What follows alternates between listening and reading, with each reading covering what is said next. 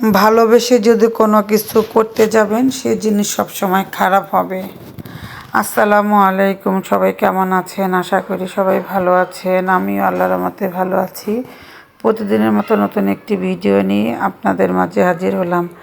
আমার ক্ষেত্রে বলি, আমি যখন মানুষকে বেশি ভালোবাসবো তখনই মানুষ আমার পিছন দা কষ্ট দেবে।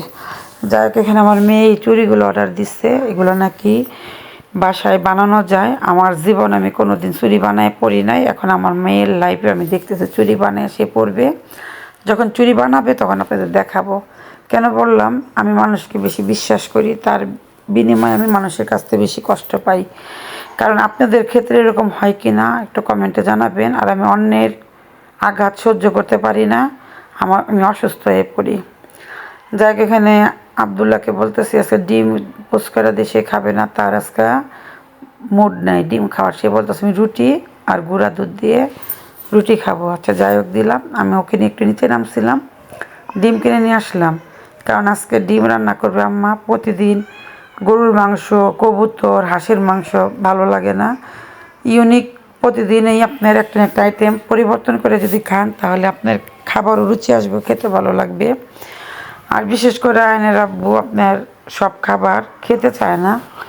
ধরেন ওই একটু বেশিরভাগ ভালোবাসি একটু হাঁস, এখন ইদানিং হাঁসটাও খায় না। যাই হোক, এখানে আপনার ভাজি বসাবে আম্মা, সবজি 3-4 পদের সবজি দিয়ে ভাজি করে নেবে। এখন লবণ একটু কম হয়েছে, লবণ দিয়ে দিল। কেন বললাম, আমি অতি দ্রুত মানুষকে বিশ্বাস করে ফেলি, তার জন্য আমি জায়গায় জায়গায় ধরা খাই, কষ্ট পাই। আর আমি দিন শেষে যারা আমার অপমান অপদস্থ করে আমি চুপচাপ থাকি। আপনার 1 বছর হোক আর 6 বছর হোক বা 6 মাস হোক, ওইটা আমি আল্লাহর কাছে বিচার দিই। আল্লাহর বিচার আছে ধীরে ধীরে, মানুষের বিচার আছে তাড়াতাড়ি। আমি এই জীবনে মানুষের সাথে যতই ভালো ব্যবহার করলাম না কেন, দিন শেষে আমি সবার কাছে খারাপ হয়ে যাই। যাই হোক, এখানে বেগুন ভেজে নিব। একটা বেগুনকে 2 ভাগ করছি, কারণ বেশি যদি বেগুনগুলো চাক করি তাহলে বেগুনগুলো গলে যাইব। আর এখানে রুই মাছ ভুনা করে নিবে টমেটো দিয়ে।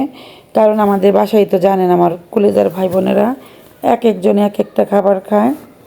আর এখানে রান্না করবে আপনি ডিম ভুনা করে নেবে। দেখেন কতগুলো পেঁয়াজ এখানে দেখা যেতেছে অল্প, কিন্তু আম্মা আরও পেঁয়াজ অ্যাড করলো। কারণ শুধু তো ডিম ভুনা আলুদা খাওয়া যাবে না, পেঁয়াজ দিয়ে ভুনা করব। তাই এখানে সুন্দর বাটা মশলা দিয়ে ডিম ভুনাটা করে নিব। বাটা মশলা তরকারি তো খেতে এমনও ভালো লাগে। এই যে ডিমগুলো ভুনা করে নিবে। আর অনেক সময় বাচ্চাদের ধরেন একটা ডিম দিলে খায় না, তার জন্য 3টা অর্ধেক করে নিলাম। যদি ওরা খায় তাহলে পরবর্তীতে দেওয়া যায়, সেজন্য আপনাদের সাথে সম্পূর্ণ রান্না শেয়ার করলাম। আপনাদের মনের মধ্যে যদি এ ধরনের কোনো কষ্ট থাকে কমেন্টে বলে যাবেন। আর বিশেষ করে আমি অতি আপন মানুষ থেকে বেশি কষ্ট পাই। এই আপন মানুষের কষ্ট কখনো সহ্য করতে পারি না। যাই এখানে মা মেয়ে ভাত খেয়ে নিব, আমার মা আর আমি। তো আজকের ভিডিওটা এখানে শেষ করব। সবাই ভালো থাকবেন, সুস্থ থাকবেন, ভিডিওটির পাশে থাকবেন, লাইক করবেন, শেয়ার করবেন। আসসালামু আলাইকুম।